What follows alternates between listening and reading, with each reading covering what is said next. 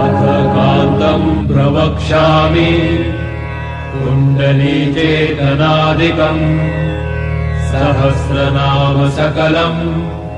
कुण्डलिन्या प्रियं सुखम् अष्टोत्तरं महापुण्यम्